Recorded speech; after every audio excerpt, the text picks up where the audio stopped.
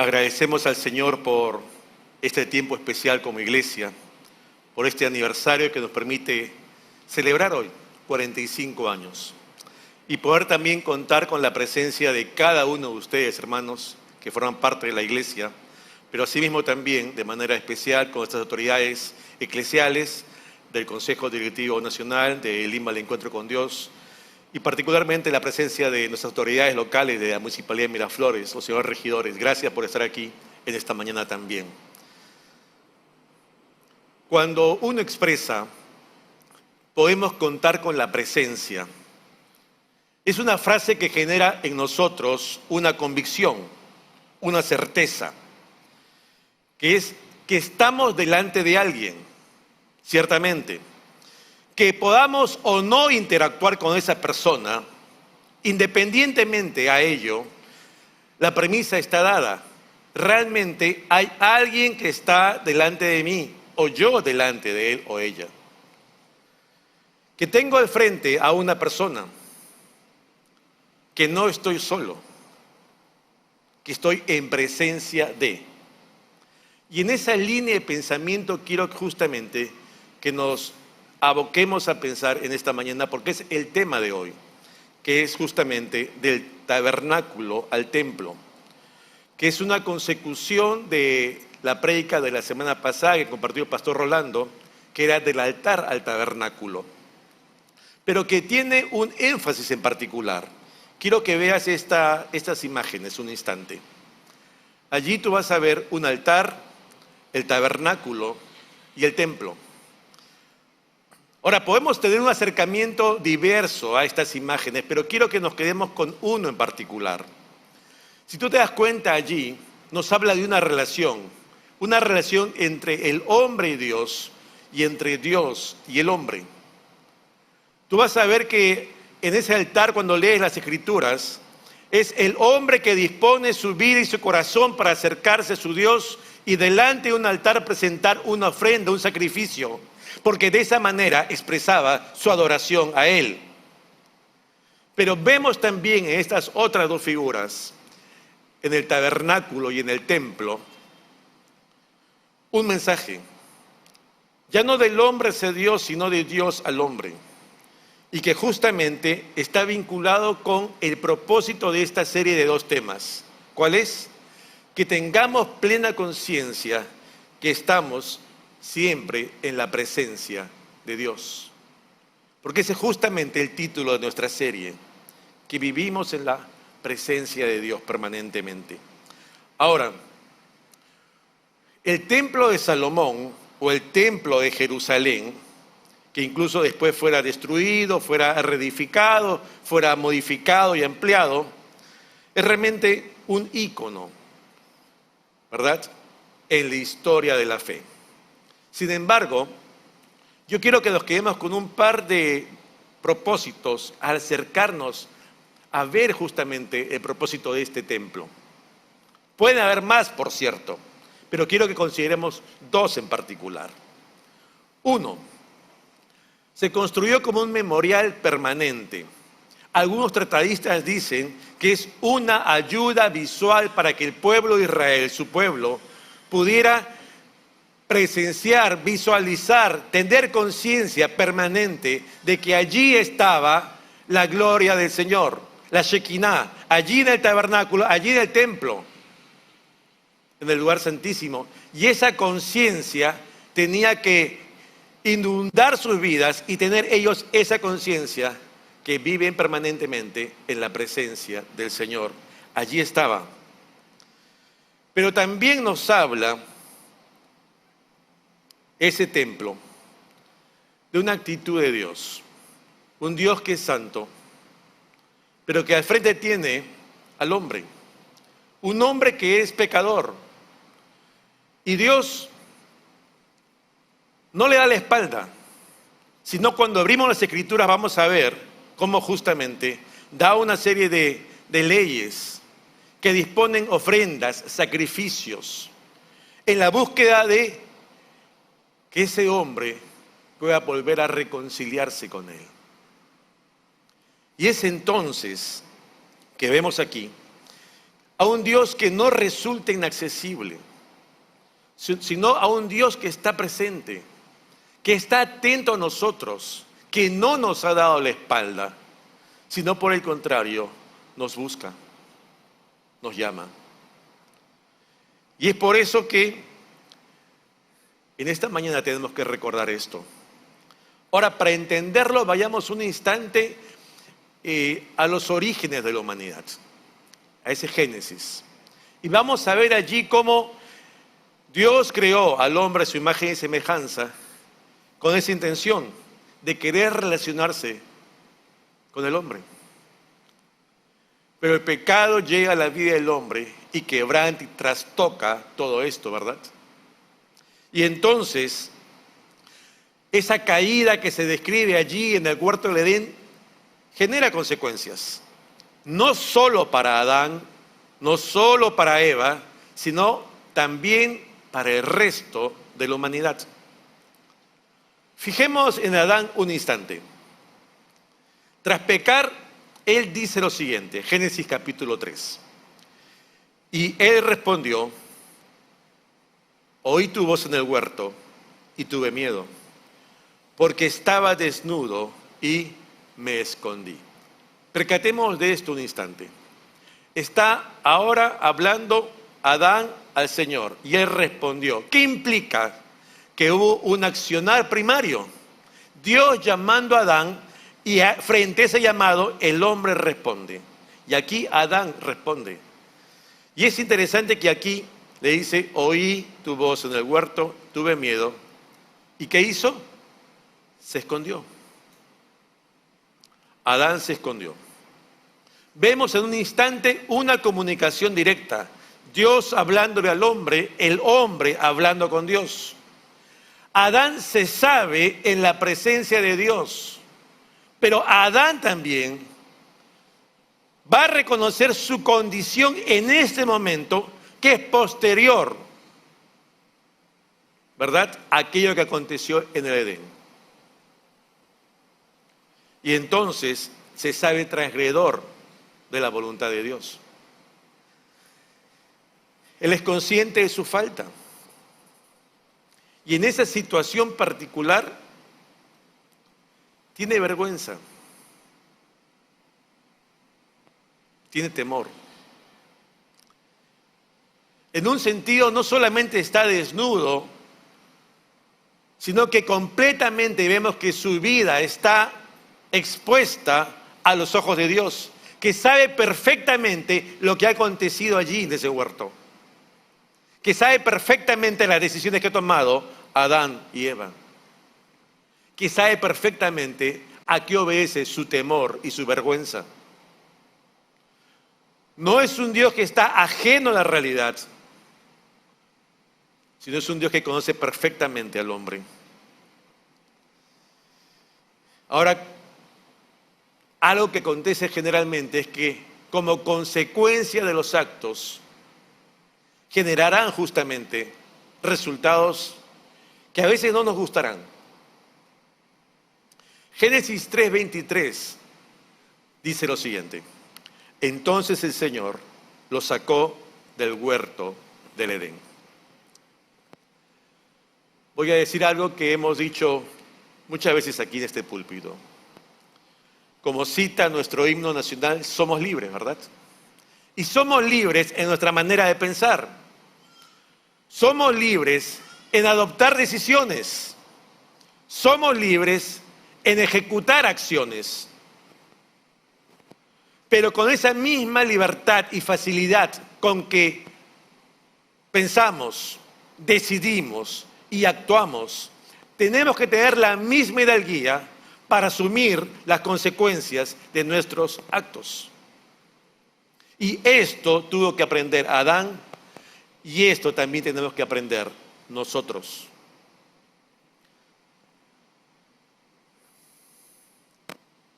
Como hoy se acostumbra, generalmente cuando hay un amigo que nos dice: esto has hecho mal, y nos dice una frase, una palabra, perdón, nos dice: asume pues, asume, te equivocaste.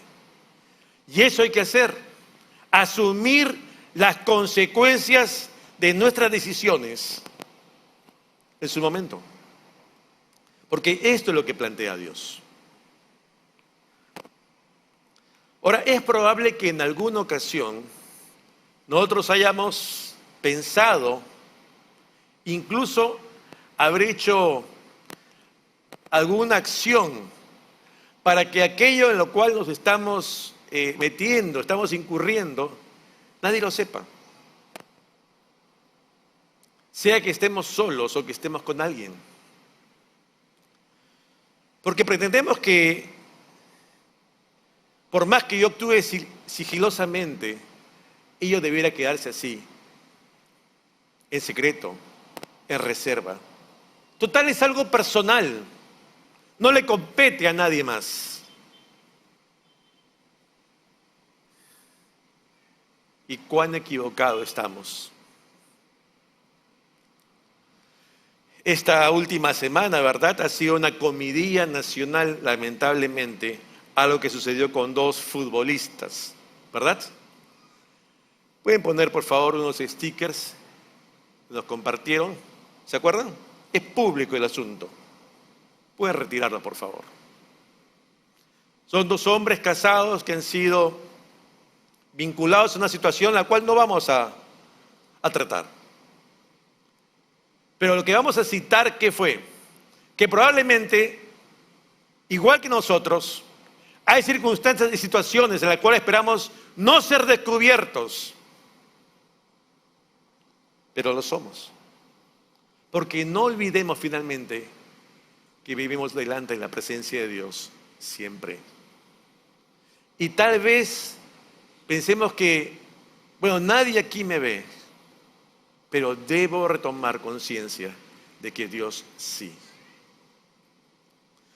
Dios, dirigiéndose a su pueblo, va a decir, y lo cita Jeremías, porque mis ojos están sobre todos sus caminos. Habla de Dios sobre el pueblo, los cuales no se me ocultaron, ni su maldad se esconde de la presencia de mis ojos. De allí la concepción justamente de esta serie, ¿verdad?, que nos debe llevar a tomar conciencia de que estamos siempre en la presencia de Dios, que vivimos delante de Él permanentemente. Y eso se conoce como el Coram Deo. Tal vez ya lo has escuchado. Coram Deo. Ahora bien, Coram es una palabra que proviene del latín cora, que significa la niña, la pupila de los ojos. Y cuando ésta se vincula y se relaciona con las personas, entonces es aquello que se ve, aquello que está delante, aquello que está en la presencia de, aquello que está a los ojos de, aquello que se ve cara a cara. Y Deo es de Dios.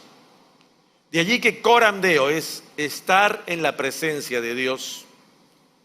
Se entiende también como estar a los ojos de Dios. Estar delante de Dios. Estar cara a cara con Dios. Calvino y Lutero, en su momento, enarbolaron este concepto y este principio en sus vidas. Ellos eran conscientes que cada día vivían en la presencia de Dios y como tal tenían que vivir vidas que le honren permanentemente a Él. Que su pensamiento, que su decisión y que su accionar honraran el nombre de Dios en todo instante. Y eso es algo que no dista de nosotros, sino que nosotros también como iglesia contemporánea hoy estamos llamados también a considerar. Porque también debemos tener esta misma conciencia que vivimos delante del Señor siempre. La carta de los Hebreos dice lo siguiente: y no hay cosa creada que no sea manifiesta en su presencia. Antes bien, todas las cosas están desnudas y abiertas a los ojos de aquel a quien tenemos que dar cuenta. Porque los que somos del Señor, los que somos de la iglesia de Cristo, recordemos que un día iremos delante del tribunal de Cristo y daremos cuenta de nuestras vidas. Y para ello no hay que esperar que estemos ya en el lecho de muerte, en el último día, sino que en esto hay que pensar hoy.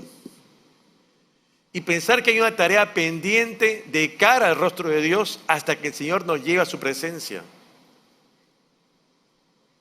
Y esto tenemos que considerarlo. Tal vez al venir a este recinto, a este lugar, has dicho, bueno, vamos esta mañana a la iglesia, vamos al templo. Y generalmente se utiliza como algo sinónimo cuando no lo es, ¿verdad? Permíteme recordar algo rápidamente. Iglesia o eclesía no es un lugar, no es una institución. Se trata de personas, hombres y mujeres redimidos por Cristo Jesús, hombres y mujeres creyentes en la obra redentora de Cristo Jesús en la cruz del Calvario, hombres y mujeres salvos por fe.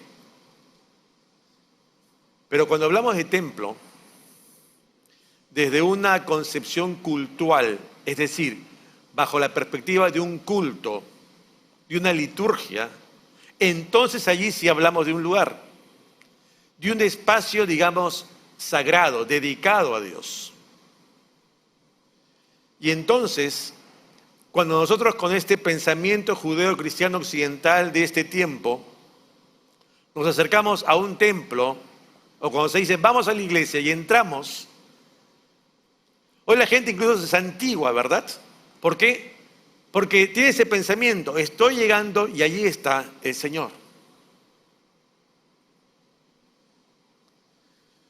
Dios a su tiempo, y lo cita la palabra del Señor, dispuso la construcción de un tabernáculo y dio el diseño a su pueblo cómo debía justamente edificarse el mismo, el tabernáculo. Éxodo capítulo 25 dice lo siguiente: y harán un santuario para mí y habitaré en medio de ellos. Hay una aseveración aquí. ¿De quién? De Dios, no del hombre. Hay una promesa de Dios, no del hombre. Hay un compromiso de Dios, no del hombre. Es prácticamente un juramento por su propio nombre. Esto que yo estoy diciendo lo voy a cumplir, porque tengo una intención, y le dice a su pueblo, que ustedes tengan permanentemente conciencia que mi presencia estará en medio de ustedes, siempre. Hay una expectación de lo alto. Este es el anhelo de Dios. Y en el camino, esto se concreta. Aquí, se cala en la vida del hombre. Éxodo 33 dice lo siguiente: y Moisés tomó el tabernáculo y lo plantó lejos, fuera del campamento, y lo llamó el tabernáculo de reunión. Todo el que buscaba al Señor iba hasta el tabernáculo de reunión. ¿Dónde iba? Al tabernáculo. ¿A qué? A buscar al Señor. ¿Ok? El cual estaba fuera del campamento. Al entrar Moisés en el tabernáculo, la columna de nube descendía y se quedaba a la entrada del tabernáculo. Y entonces el Señor hablaba con Moisés. Y cuando todo el pueblo veía la columna de nube a la entrada del tabernáculo, ¿qué hacía? Se levantaba cada uno a la puerta de la tienda para adorar. Se levantaba cada uno a la puerta de la tienda para adorar. Ahora yo pregunto, ¿qué es lo más relevante en esto? ¿Qué es lo más relevante? Ciertamente, la nube. Esa nube de día y esa columna de fuego de noche. Que es nada más que esa presencia de Dios en medio de su pueblo. Y ese concepto como tal se traslada del tabernáculo cuando se va hacia el templo, porque es la misma figura, El mismo interés de Dios de que el pueblo tenga conciencia de esa presencia suya en medio de ellos. Y es frente a esta presencia de Dios que el hombre va a responder. Nosotros vamos a responder frente a esa presencia de Dios hoy también. La pregunta es si con nuestras reacciones y con nuestras respuestas cotidianas en el diario andar nos asemejamos a Adán, que al vernos y darnos cuenta de nuestra condición, ¿qué hacemos? Tratamos de escondernos, porque sabemos nuestra condición real. O tal vez actuamos como otro que cita la Escritura y hablamos del profeta Jonás. Jonás capítulo 1 dice lo siguiente: entonces Jonás se levantó y se fue en dirección contraria para huir del Señor. Descendió al puerto de Jope, donde encontró un barco que partía para Tarsis. Pagó su pasaje, subió a bordo y se embarcó rumbo a Tarsis con la esperanza de escapar. ¿De quién? Del Señor. Jonás es un hombre que tiene sus propios planes. Jonás es un hombre pensante. Jonás tiene claro el propósito de Dios, que es salvar a los ninivitas. Jonás tiene claro que tiene que llevar ese mensaje. Pero ¿qué hace Jonás? Se compra su pasaje y quiere huir. Quiere huir de ese llamado, quiere huir de ese encargo, quiere huir de la misma presencia de Dios. Es un hombre que evalúa la situación y dice que se mueran esos ninivitas, son unos malvados. ¿Por qué Dios va a salvarlos? No se alinean los planes de Dios, sino por el contrario. Y esa es la reacción de este hombre, que si sabe la presencia de Dios y sabe los planes de Dios, pero no quiere ir con Él.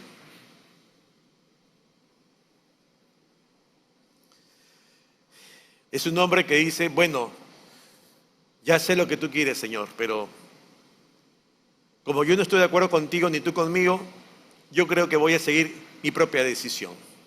A ti te veo después. Y tal vez nosotros somos así, como Jonás. Cuando no vemos que los planes de Dios se alinean a nuestros intereses, entonces tomamos nuestros intereses por delante. Y dejamos a Dios, sí, está bien, te conozco, te creo, pero quédate allí. Voy a hacer lo que yo creo primero. Y veré si en algún momento te sigo. Y esa es la actitud de Jonás. La pregunta es, ¿esa también nuestra actitud hoy? ¿Ayer? Hoy ya hemos pasado, diríamos, un tiempo difícil de pandemia. Somos la iglesia del Señor. Somos discípulos de Cristo. Somos hombres y mujeres que queremos vivir honrando a Cristo cada día. La pregunta es, hoy, dirías tú, haciendo una evaluación personal, ¿soy mejor creyente que antes de la pandemia?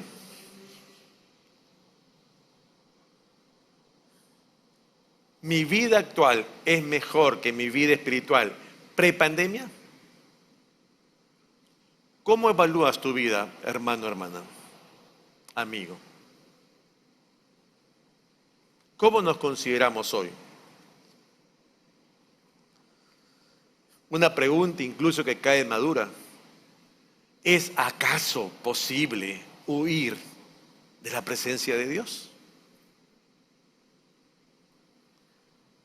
Y el rey David va a decir en el Salmo 139, ¿a dónde me iré de tu espíritu? ¿Y a dónde huiré de tu presencia?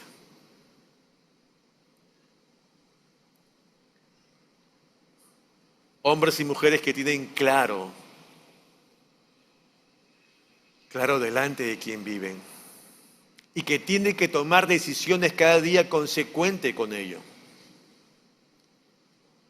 Años atrás, el patriarca Jacob ya está por fallecer y va a bendecir a su hijo José.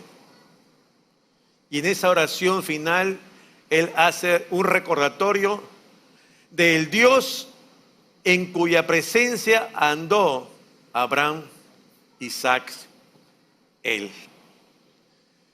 Es una conciencia de vida que pasa de generación en generación.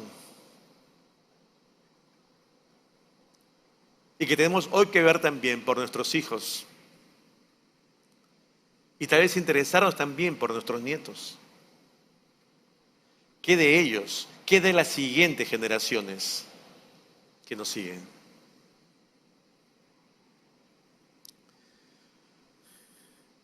Coram Deo nos hace ese llamado hoy. ¿Cómo venimos viviendo? Pregunto, ¿hay algo que consideramos que necesitamos reajustar delante de cara a Dios? ¿Hay algo que necesitamos dejar? ¿Hay algo que se requiere en nuestra vida cambiar?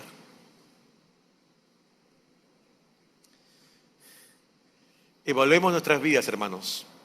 Es un tiempo de fiesta y de gozo por la celebración. Pero no hay mayor gozo también para el Señor el que vivamos honrándole y agradándole con vidas santas. Con vidas que expresen ello cada día. Hoy podemos gozarnos, ¿verdad? Tener un hermoso templo aquí en Miraflores, ¿verdad? Que fue edificado vez tras vez. Y es hermoso este lugar realmente. Y nos alegramos porque tenemos el privilegio de poder disfrutar de él y adorar a nuestro Dios aquí. Pero ¿saben? ¿Es acaso el templo esto lo más importante? No. ¿Saben qué es lo más importante, lo más relevante? Es lo que dijera Jesús un día. Pues os digo que uno mayor que el templo está aquí. ¿Qué es lo más relevante? El Señor. El Señor. Eso es lo más importante. Y por eso, el Señor nos llama a andar dignamente delante de Él. Yo te invito a que puedas tú inclinar un instante tu rostro ahí donde estás y vamos a orar. Y cada uno pueda meditar en su corazón delante del Señor. Recuerda que estamos de cara a cara con Dios, donde no hay nada oculto en su presencia, no hay lugar donde nos podamos esconder, no es posible huir, porque Dios nos conoce tal como estamos hoy. Y allí, en una oración, si es necesario ponernos a cuenta, díselo. Dile, Señor, perdóname por esto. Tú sabes qué, pero tú díselo allí en privado en tu corazón con tus propias palabras. Considerando que Él está oyendo tu oración. Como un día así, en silencio oraba Ana. Él está atento a nuestra voz y a nuestras vidas. Está atento a que nosotros podamos volver a Él, reconciliarnos con Él. Y ese es un tiempo precioso en que podemos tener. Y eso nos recuerda el tabernáculo. Y eso nos recuerda el templo. Que el hombre se pueda reconciliar con Él. Padre bueno, tú estás oyendo las oraciones de todos mis hermanos y amigos aquí. Yo te ruego por cada uno de ellos, para que tú obres en cada uno de ellos según tus propósitos en gloria. A ti nada te es ajeno, a ti nada te es oculto. Te agradecemos por tu misericordia infinita, tu amor, Señor, que sobrepasa nuestro conocimiento, nuestro entendimiento, que lo llena todo, Señor. Yo te ruego para que cada uno a partir de hoy pueda tener bien, Señor, acorde a ti, sus prioridades de vida, su fidelidad a ti, con vidas que te honren siempre. En el nombre de Jesús rogamos esto. Amén.